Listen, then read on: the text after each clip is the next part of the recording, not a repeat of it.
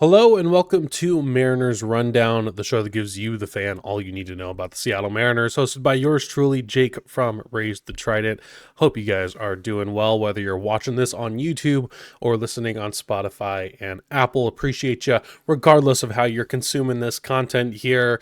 So we are going to go over both the last week of games, which was a series against the Texas Rangers at home, and then we traveled to Cincinnati for a 3-game set against the Reds, so we'll talk all about that. We're going to go into how the offense and pitching is ranking in the stats department within the league, and also just the team standings, who's doing good, who's not doing so hot. We're going to go over that. And then the next two series against the Toronto Blue Jays and the Boston Red Sox. So before we get into it, if you're listening to the show on Spotify or Apple, please follow the show, leave a 5-star review. It helps me out a lot. If you're on YouTube, you can subscribe to the channel, leave a like. And if you like the channel enough, you can become a member for a couple dollars a month to get some exclusive content.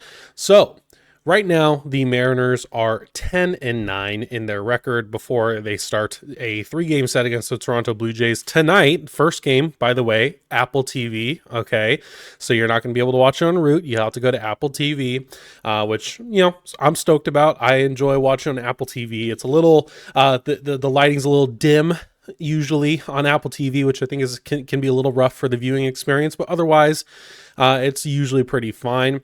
But before we get into that, we obviously have to go into the last couple series, starting with our 3-game set against the Texas Rangers, because the last episode was going into that series. Now that has been played, and if you didn't know, we swept those boys. Yes, we did.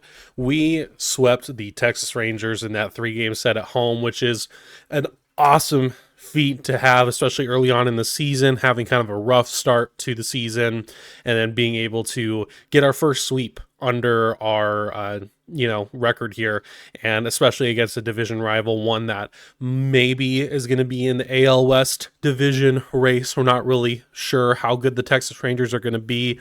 They're a big question mark. They have probably in the division the highest potential floor, the lowest potential floor, but the highest ceiling. I mean, there's just such a big gap between what they could be on both ends of the spectrum. So it was really nice for the boys to take care of business in Seattle. To go over that a little bit, in game 1, the Mariners would win with a score of 5-3. Jacob deGrom started this game, which is like, going into it, don't really know what you're going to get from deGrom. Is he going to absolutely shove and look like the deGrom of old, or is he going to kind of continue to be a bit mediocre as he's been so far this year through a few starts? The start before the Mariners, he gave up quite a bit of runs against the Tampa Bay Rays. So wasn't really sure what we get from him, and the boys were able to get some good offense off of Jacob deGrom. They would get 3 earned runs through 4 innings pitched.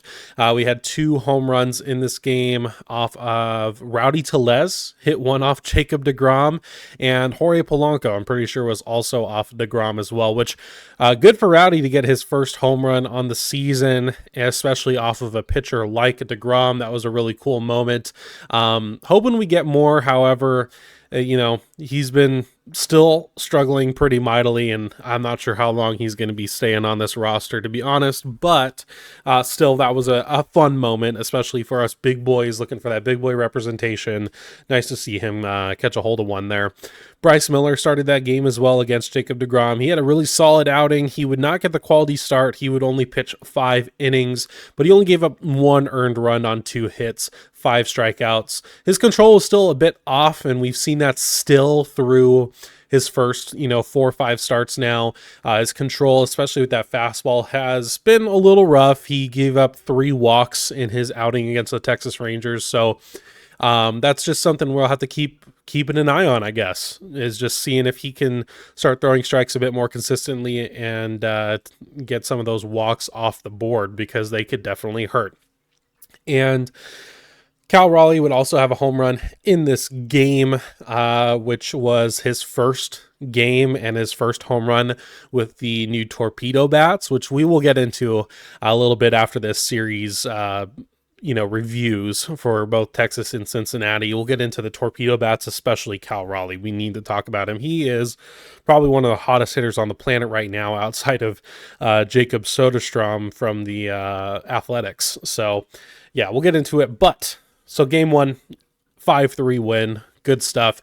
Game 2. It was a really good game. We end up winning 9-2. It was probably one of the first times we've really been able to kind of cruise to a victory all year, which was really nice.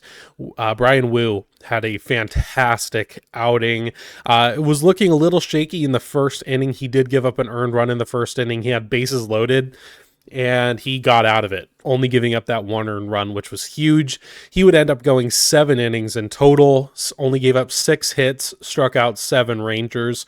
A really phenomenal outing from him, just being able to see him kind of get into that trouble in that first inning and be able to get out of it, not only giving up 1 earned run, but then the rest of the game just absolutely shoving was phenomenal. What a really great start to see from him, to see him kind of just dial it in and get a lot of production for us. That was huge. Another Cal Raleigh home run in this game, which you'll hear quite a few times in this podcast. Another Cal Raleigh home run. And in this game, we got a good production out of Julio Rodriguez. He had a triple, which was his second of the year, or he's had 2 this year in total, and 3 RBIs from Luke Raley and 2 RBIs from Rowdy Tellez. So Rowdy Tellez had a kind of an okay series against the Texas Rangers, which was a little nice to see there. And then game 3, we would end up winning 1-3. It was a tight one. No issues from Logan Gilbert, who started that game. Went 5 innings pitched, gave up 3 hits, only 1 earned run, and 7 strikeouts. Once again, another Cal Raleigh home run, so he would hit 3 home runs in total against the Texas Rangers, and won in all 3 games. So I think he was really feeling that torpedo bat. Yeah, but we ended up just narrowing out that game 3 to secure the series sweep, which once again is really welcome to see, because it was like going through the first 4 or 5 series of the year. We had pretty much every outcome. We got swept, we lost a series, we split a 4-game series, we won a series, and then we swept a series. So we did everything under the sun in those first 5 series, which was, but it was nice to especially get the series sweep and the series win off of your 2 division rivals in the Houston Astros and the Texas Rangers. So yeah, Texas did not look like a very great team. They're off to a bit of a slow start on the offensive side. Some of their better players were on the IL, especially Wyatt Langford. Josh Jung had a really good series. He had just came back from the IL, so he's definitely looking like a weapon for them on the offensive side. But he had a good series. However, we still came out with the series sweep, baby. So that's what we like to see. And then we had an off day and traveled to Cincinnati, the land of skyline chili, which I've never had and honestly do not ever want to try from what it's been described as. Sorry, Cincinnati people, if you're listening. It doesn't sound very appetizing, but we would end up getting the series win in Cincinnati. Now, it was looking a little bit rough. We would end up losing game 1, 8-4. Luis Castillo had his first bad start of the year. He had a really good start to the season in his first 3 starts, I believe. His 4th one, not so much against these Reds, which was not a good offense, to say the least. He would give up 6 earned runs in 4.1 innings pitched. Gave up 7 hits, only got 3 strikeouts, and the big killer for him was 4 walks. So when you're walking 4 batters, you're going to have a tough time, and Luis definitely had a tough time. So really hoping he can bounce back in his he's scheduled to pitch against Toronto, who is a better offense than the Cincinnati Reds. So we'll see. But yeah, we're really just not good start from Luis. And I mean, hey, it's going to happen. So it's just more of really looking at the Toronto start to see if he can bounce back from that. Then that would be a really good sign and not have a second bad start in a row. In this game, the bad pitching kind of continued, especially for Gregory Santos, who going into last year, so before last year even started, when we acquired him from the White Sox, we were like, this dude is going to be an absolute dog from us in the bullpen. He was a phenomenal pitcher for the White Sox. He had like 66 innings pitched for them and was super duper solid. And then, of course, last year he only ended up pitching like 7 innings for us because of injury. And yeah, I just hope coming into this year being like he's healthy. He was full go in spring training. Really excited to see him enter into the Mariners bullpen and finally give us a much needed boost there. He was pretty bad, especially in this outing. He would only get 1 out, gave up 1 hit but 2 earned runs, and the worst part, 3 walks. Yeah, 3 walks, and only got 1 out. And I think the biggest thing for Gregory Santos is he just doesn't have any whiff in his game at all. I mean, I know he's a big ground ball guy, which can be very useful. He didn't strike out a single batter this year. Not a single strikeout in like 9 innings pitched or something. Like that's crazy. For a guy who throws like 97 to 99 for his fastball, that's nuts to have not a single strikeout. Just absolutely insane. And after this game, unfortunately, he would end up being optioned to Tacoma because he had an option left. And honestly, he needed it. He needs to work on something. He needs to figure out how to get that swing and miss in his game. The ground balls were fine, but he was giving up a lot of hard contact, and he was not good. So I'm glad that they did that option there. To continue with game 1, we did end up getting some damage off of Nick Lodolo, who has been a really solid left-handed pitcher for the Reds so far this year. We would get 4 earned runs off of him in 4.2 innings pitched. Demo had a 3-hit game, which we'll get into his stats, his overall stats a little bit later. But he has been super hot to start the year, which has been really nice. Now, with Demo, it's obviously the question is when is he going to come back down to earth? Because it always happens. Hopefully not soon. But he's been great so far this year. And then the other notable thing for game 1 against Cincinnati was this was the debut of Ben Williamson, who we called up after Ryan Bliss was put on the 60-day IL due to his torn bicep, which rough, but Ben Williamson gets the call up. Going into the game, you knew Ben Williamson was going to give you some really solid defense. He's a really good defender. However, his bat was a big question mark. He doesn't have a whole lot of power at all.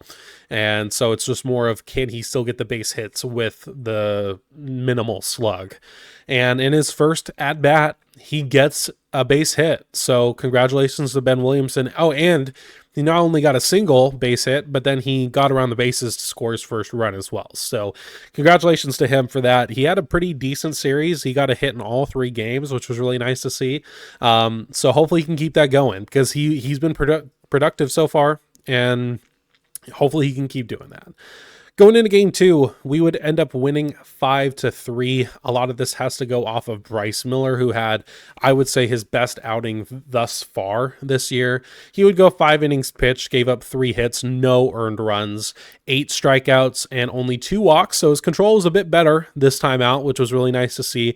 The next time he's scheduled to pitch is game 1 against the Boston Red Sox. With that park and how good the Boston Red Sox are, hopefully he can keep expanding off of that good start and keep it going, because he's really going to need it, especially in Fenway Park. So we did do damage once again against a starting pitcher. We've been pretty decent off of starting pitchers this year, which has been surprising, especially Nick Martinez had a really good 2024. It's been a little bit rough so far in 2025, but we got 3 earned runs off of him, so we will take that. We had a 2 home run night from Cal Raleigh, both sides of the plate as well. So that's the 4th time in his career he has hit a homer from both sides of the plate in the same game. And the second one, which I believe was like around the 7th inning, was his 100th career home run. So congratulations to Cal right after that extension, man. Good thing they got the extension done before he got a torpedo back, because, man, he has been insane.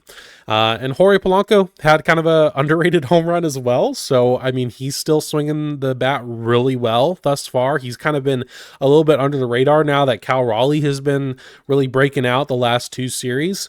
But Jorge Polanco still doing well.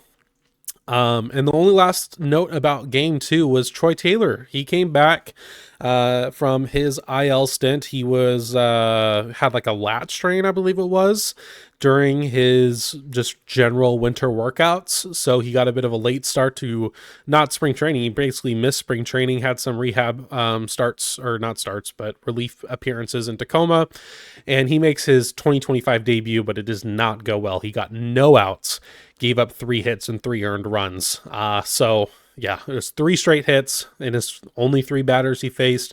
And I believe the last batter scored a few runs. So not great, but regardless, Troy Taylor, I think he still has, I can't base how he's going to be in 2025 based off of just one appearance thus far. So hopefully he can dial it down. We'll probably see him a couple times against the Toronto Blue Jays. So I think going to have to keep a really close eye on him for this next series, see how he does. Game 3 would go into extra innings. We would end up choosing to pitch Emerson Hancock in this. Initially, it was going to be Brian Wu. However, they choose to give Brian Wu the extra rest day and go against the Blue Jays instead. So they go to Emerson Hancock, who, as you knew, or as you probably knew, in his one outing thus far this year in a spot start for the George Kirby spot, gave up 6 earned runs and only got 2 outs against the Tigers.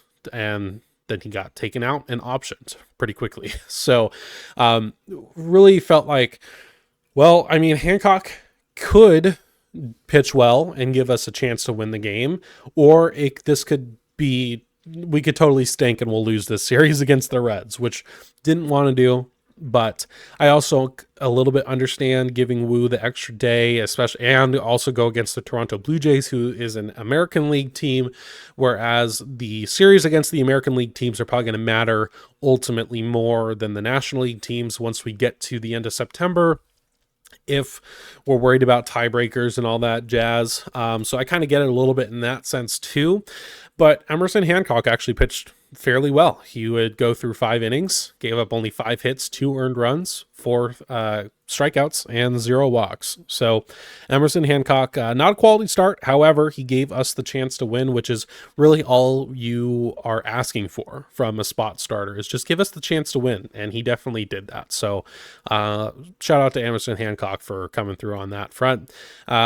In the bullpen was pretty rough this game for the most part, especially Carlos Vargas and Edward Bizardo both had pretty bad outings. This was really the first bad outing for Carlos Vargas so far.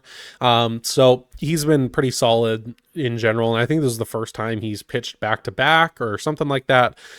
So maybe that's the problem. Maybe he just needs to be down for probably the first game in Toronto, which is fine. And then, I still think he has what it takes to be at least a solid bullpen piece for us going forward. Edward Bizardo, maybe not as much. In the 8th, he would give up a grand slam to ex-Mariner Jake Fraley, of course, which really turned the tides of the game. It was initially 5-3. Edward Bizardo comes in, gives up a couple of hits, whatnot, grand slam to Jake Fraley, and now it's 5-7 Reds. Especially in the 8th inning, I thought the game was over. Honestly, I was like, especially in 2024, or after watching the 2024 Mariners, a 8th inning grand slam to turn the tide around would have been game over. And somehow it wasn't, because Angel Pagan, who has been really good for the Reds in their bullpen so far this year, comes into the game for the 9th. And even then, I'm like, this is over. Cal Raleigh is leading off. He hits a home run to right field. And then Randy Arozarena, 2 pitches later, ties it with a solo shot to left. So it's like immediately like that, within 3 pitches, the game is tied 7-7. And Casey Legumina comes in for the 9th inning, because at that point it's not a save or anything like that. It's a tie game, and he has a clean 9th. So really solid from Casey Legumina. I think the Reds are his former team as well. So really cool to see that. And then the 10th, when we're getting into the extra innings rules and whatnot, with 2 outs, Randy Arozarena, who hit the game tying home run in the 9th, ends up getting a 2-run double in the 10th to give us the lead. We would end up scoring a couple more runs off of that as well. And Munoz comes in with a score of 11-7. He closes it out. So we end up winning game 3, 11-7. We secure the series win in Cincinnati. And at that point, that brings us to our 10-9 record right now. So we're above 500 for the first time since opening day. So that's really cool, especially going into the series against the Toronto Blue Jays. So I said earlier, I was going to talk about Cal Raleigh and the Torpedo bat.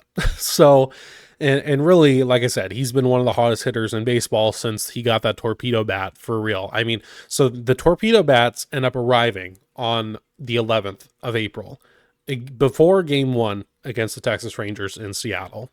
And it was before batting practice, so the Mariners players were able to get a chance to try out the Torpedo bat and see if they liked it, and if they don't. And that's the thing with the Torpedo bat, which one, if you don't know what a Torpedo bat is, so if you're like not on Twitter every day for baseball and you're like, what the hell is a Torpedo bat? Let me explain. So normally bats are pretty, I guess, uniform all the way up the barrel. They have, the barrel is all kind of just one width, basically. The Torpedo bat has taken a little bit of the wood off from the very tip of the bat and made right where the sweet spot of the bat is a little bit thicker than normal.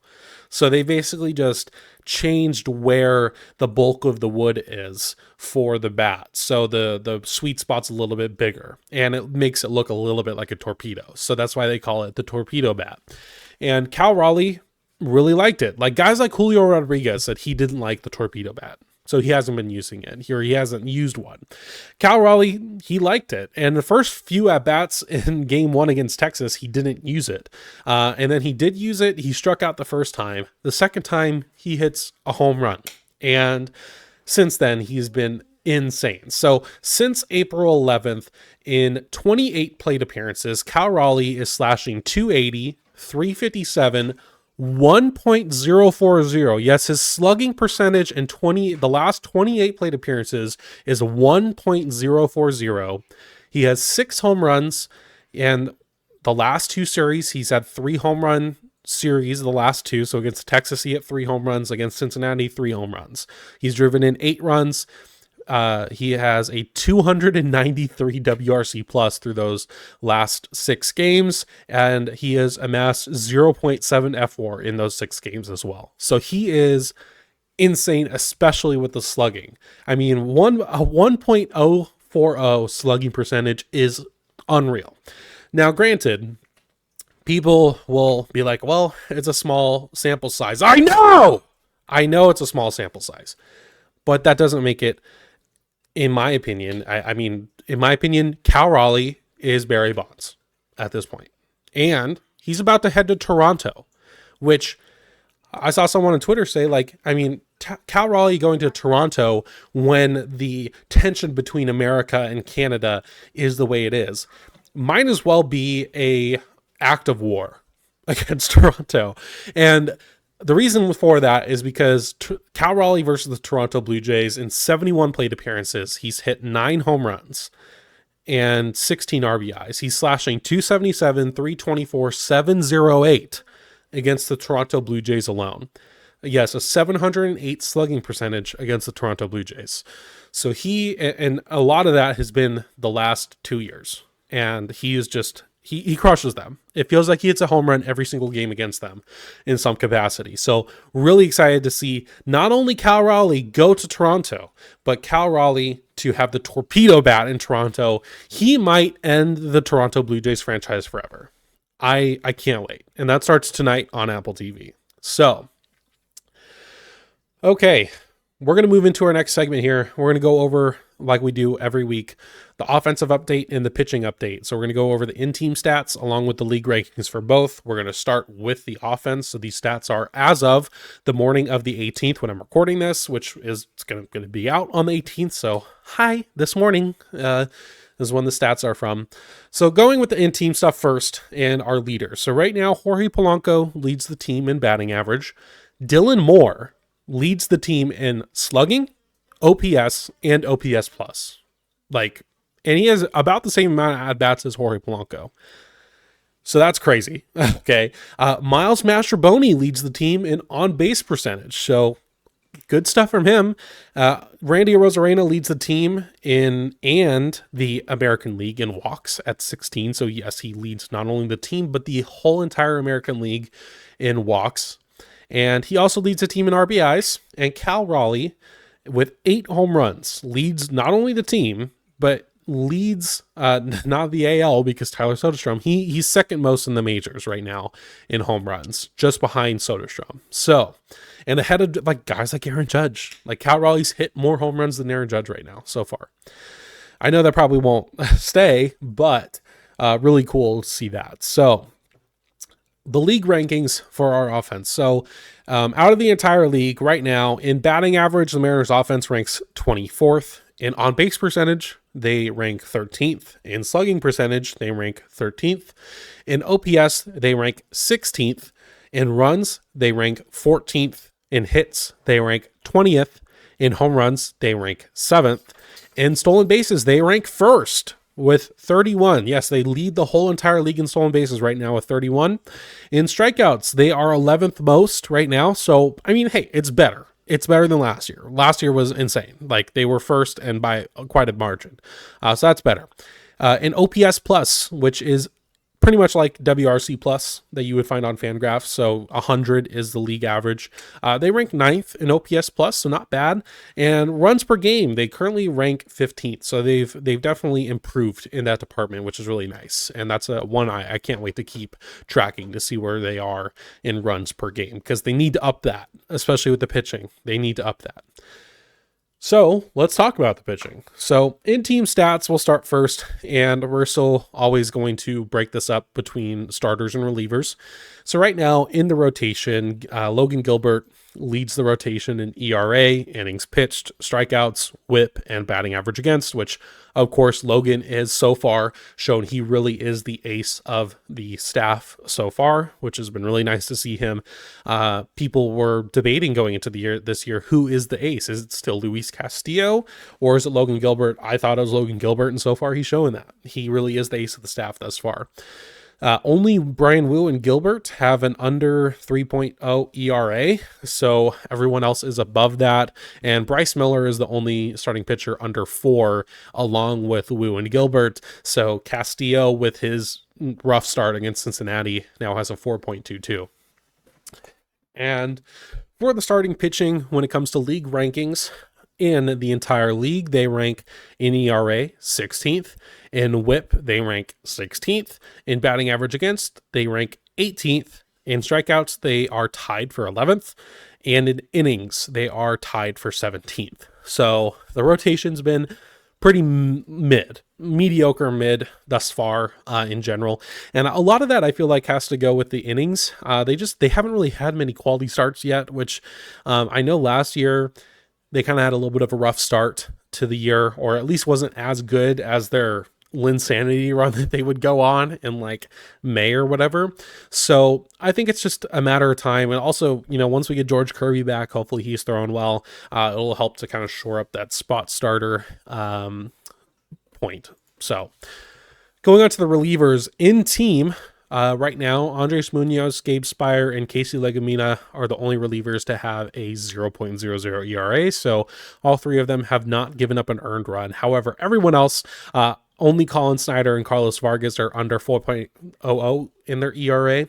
Everyone else is higher than 4 in their ERA. So everyone else has been struggling, to say the least. So right now, your best relievers are Andres Munoz, Gabe Spire, Casey Legumina, Colin Snyder, and Carlos Vargas. So looking at the bullpen and their league rankings, they currently rank 16th in ERA. They currently rank 22nd in whip. They rank 26th in batting average against, 17th in strikeouts, and they've thrown the second most innings.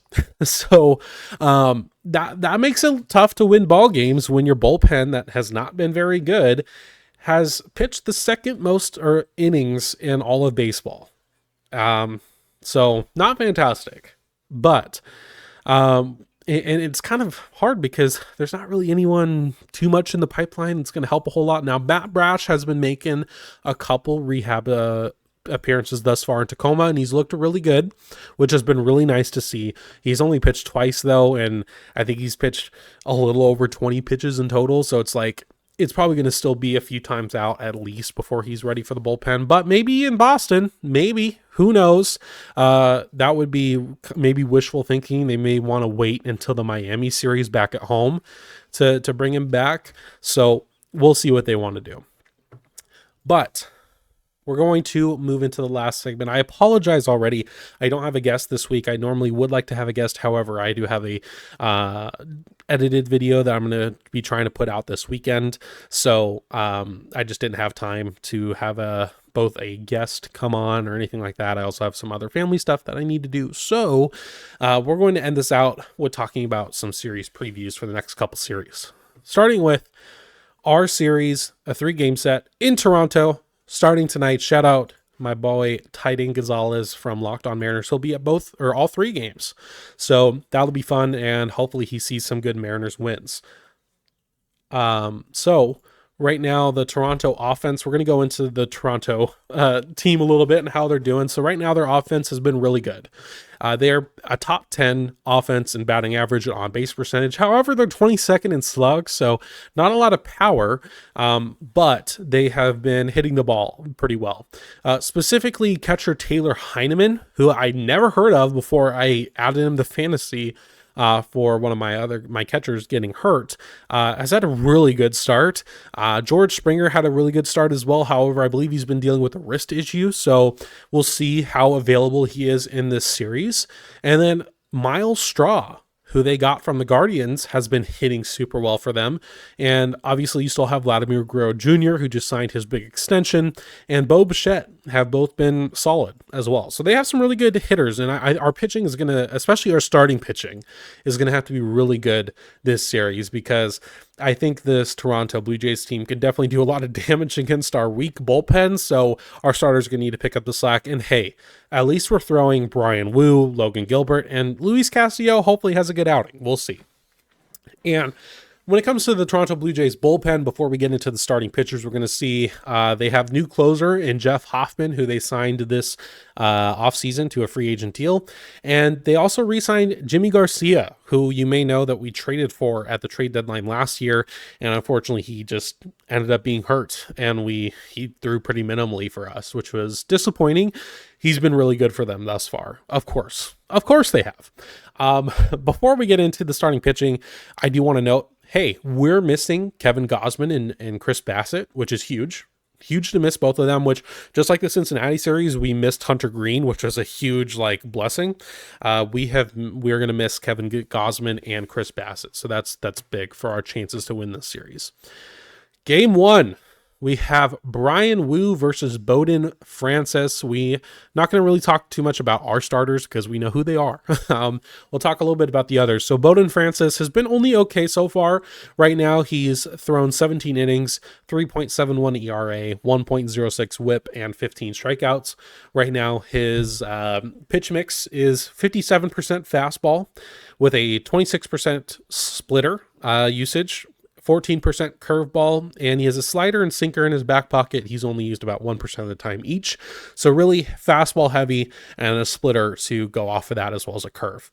We're going to need some innings from Wu, specifically in game 1 tonight, which I'm really hoping we can get another 7-inning stretch from him, because our bullpen availability is pretty minimal. Due to game 3 against Cincinnati, we pitched almost everyone, or pretty much everyone. So we're really going to need him to get some innings tonight. Game 2. We have Luis Castillo versus Jose Barrios. I can't roll my R's. I am sorry. I don't know how to do that. Okay. But Jose Barrios, that's the best I can pronounce it. Okay. Not the best start for Jose Barrios. He came in as their opening day starter this year, I believe. He hasn't not been great in 4 starts, 5.16 ERA and a 1.46 whip. So honestly, the perfect matchup for Luis Castillo. Luis Castillo has been a little bit better than him thus far. But Barrios, I mean, he's no slouch, and it's only 4 starts. Okay, so he could still look great against us. Who knows?